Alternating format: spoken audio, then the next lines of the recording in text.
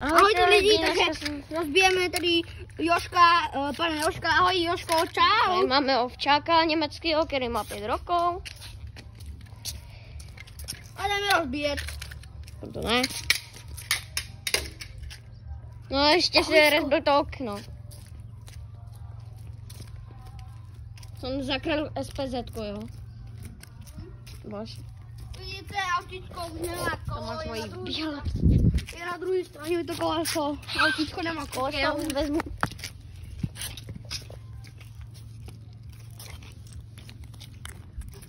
Bohle. Ještě autičko nemá už koleso, jo. Co? Počka, to má jenom jedno koleso. Au. Autička je v celku, dáme ho do hnízda, aby si tam pochodil. Tam je vláček. Pejsek. No já s tím.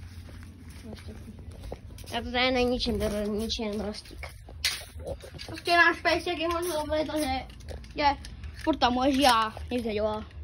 Vaňo. To je takový vaňošek. Ale je hodně dobrý namazlení. Chcete to vidět? Pojď si kouknout.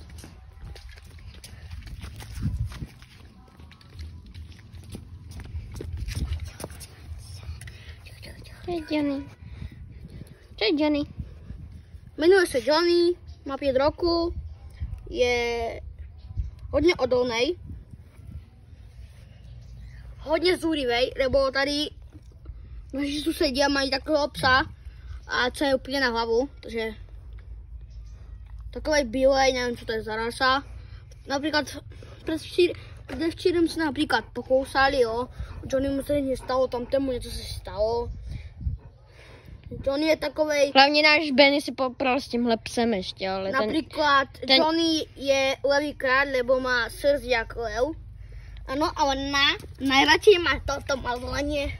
A nic nemluvte o Bennyho, protože ten je v Česku. Já jsem na Slovensku. No, protože se poprali. Ano. A prostě takhle si tu žijeme. Ale činčala je s náma tam. Uvnitř. Tady venku nemůže být. Takže by umřela kvůli klištěte. No, dělám. Mazej. Takže já... Počkej.